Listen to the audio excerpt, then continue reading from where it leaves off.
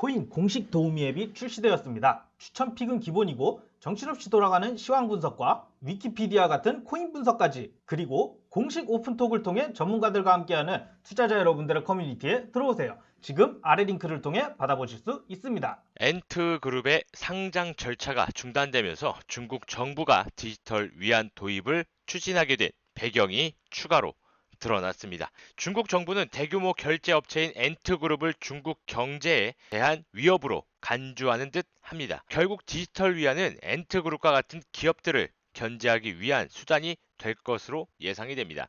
업계 관계자들은 중국 인민은행이 디지털 위안을 활용해 알리페이나 위챗페이 등 결제 업체의 성장에 제동을 걸 것으로 전망을 하고 있습니다. 중앙은행 디지털 화폐인 디지털 위안은 알리페이의 소액 대출 사업을 저해하는 동시에 기존 제도권 금융을 이용하지 못하는 중국인들에게 금융 서비스를 이용할 기회를 제공하면서 상업은행 예금을 촉진할 수 있습니다. 인도 핀테크 싱크테크인 폴리시 4.0의 CEO 탄비 라트나는 엔트그룹의 상장 중단은 디지털 결제 산업에 내재된 단층선을 드러내는 계기가 됐다면서 인민은행은 디지털 위안을 발행해서 제3의 결제 플랫폼을 견제하려 한다고 설명했습니다. 엔트그룹은 지난주 350억 달러 규모의 홍콩, 상하이 증시 동시 상장을 앞두고 있었으나 중국 금융규제당국이 제동을 걸면서 상장이 중단됐습니다. 당국은 빠르게 성장하고 있는 엔트그룹의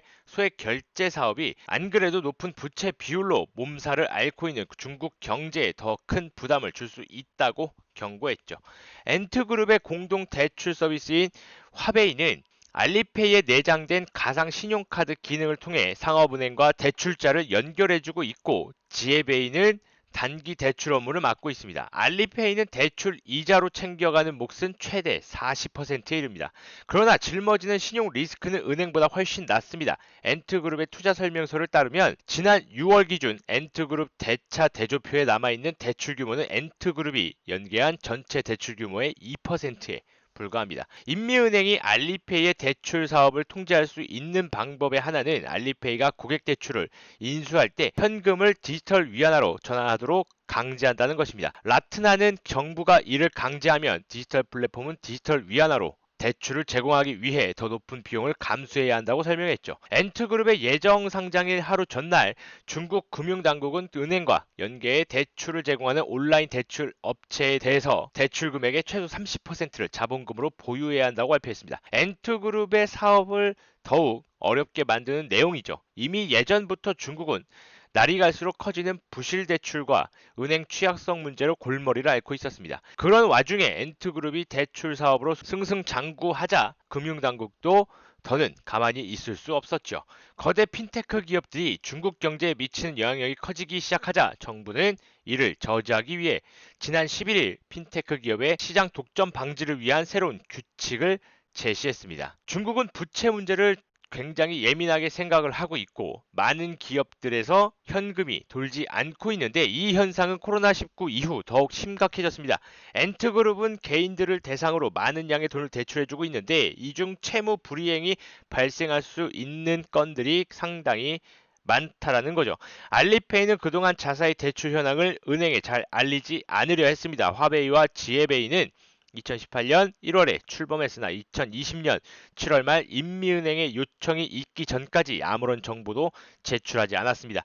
라트나는 디지털 위안이 도입되면 은행의 부실 자산 추적과 분석이 수월해지기 때문에 금융 투명성과 효율성이 높아진다고 강조했습니다. 인민은행으로서는 디지털 위안이 기초 자산이 되는 것이 굉장히 중요하고, 디지털 위안은 그림자 금융, 부실 채권, 과도한 비공식 금융 등 금융시장에 존재하는 수많은 만성적 문제들을 해결하는 데 도움을 준다라고 얘기했죠. 중국 경제에 대한 대형 결제업체들의 위협은 여기서 끝나지 않았습니다. 상업은행에 예치된 고객 자금이 비은행 기관들인 이들 업체로 빠져나가고 있다는 거죠. 실제로 2019년 마지막 3개월 동안 중국 모바일 뱅킹 시장에서 거래된 금액은 8조 달러에 육박합니다. 이 중 알리페이가 55%를, 위챗페이가 39%를 차지했죠. 알리페이는 세계에서 가장 큰 규모의 단기 금융펀드인 위어바우를 운영합니다. 위어바우는 국채와 같은 안전자산에 투자해 시중은행 예금 이자보다 높은 수익률을 달성하기 위한 목적으로 만들어진 뮤추얼 펀드죠. 가입자들은 보통 자신들의 앱에 담겨있는 현금을 펀드로 납입합니다. 알리페이 플랫폼에는 이와 비슷한 펀드가 여러 개 있는데 지난 6월 기준 알리페이가 보유한 자산 규모는 6천억 달러에 육박합니다. 암호화폐 기업 ZB그룹의 오로라 왕 부사장은 예금 대비 대출 비율은 은행의 대출 여력을 나타내는 지표 중 하나라고 설명하면서 예금 규모가 클수록 대출도 더 많이 할 수 있는데 대출은 이자를 받을 수 있기 때문에 수익성이 높은 사업 중 하나다. 라고 강조했죠. 중국의 상업은행들이 앞으로 대출 수요를 감당할 수 있으려면 예금 규모를 늘리거나 유지해야 합니다. 특히 지금처럼 경제 둔화 속도가 빨라지는 상황에서는 더욱 그렇죠. 중국 상업은행 중 일부는 일반 고객들이 결제할 때 디지털 위안을 사용하기를 바라고 있습니다.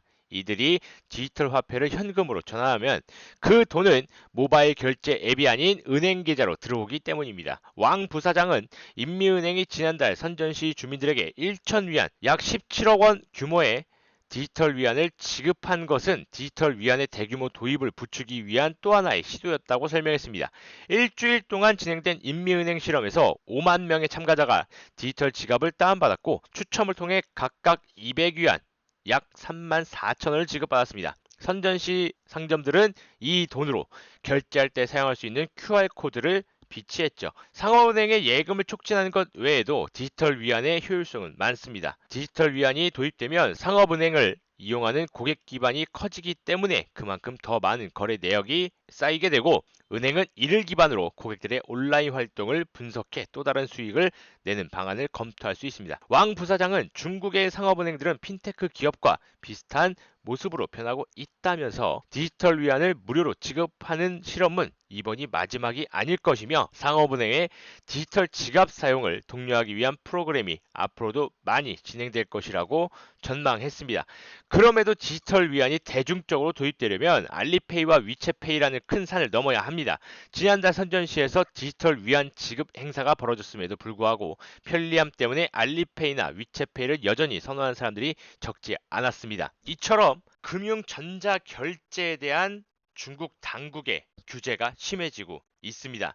자, 이것으로 우리가 볼 수 있는 것은 지금 현재 신용카드에서 화폐가 전자결제로 넘어가는 것을 국가는 싫어한다라는 것입니다. 전자결제로 넘어가게 되면 국가에서 딱히 분석해 볼 만한 자료가 없어지기 때문이죠. 국가에서 원하는 것은 전통 금융을 더욱더 활발하게 사용을 하고 자신들이 통제할 수 있는 데이터를 산출하기를 원하고 있습니다. 민주주의 국가에서는 다소 힘들어 보이는 이 사업이 공산국가인 중국에서는 아주 손쉽게 일어나고 있다라는 것이죠. 자, 앞으로의 산업을 생각을 해봤을 때 전자결제와 전통 금융시장, 우리가 계속 예상했던 것은 전통 금융시장에서 전자결제로 계속해서 넘어가는 형태의 움직임이었습니다. 앞으로의 전자결제 시장은 어떻게 될지는 한번 지나가 봐야 알겠지만 지금 중국의 모습으로 본다면 전자결제 시장을 무너뜨리고 국가 암호화폐 시장으로 가려고 하는 것으로 보입니다. 자, 암호화폐 시장은 더욱더 커질 것으로 예상이 되고 있습니다. 자, 하단에 있는 카카오톡방 링크로 들어오신다면 암호화폐 시장에서 어떻게 매매를 하고 어떻게 돈을 벌 수 있는지에 대해서 말씀드릴 테니 꼭 들어오셔서 모든 정보 다 가져가셨으면 좋겠습니다. 오늘 저는 여기까지 하도록 하겠습니다. 감사합니다.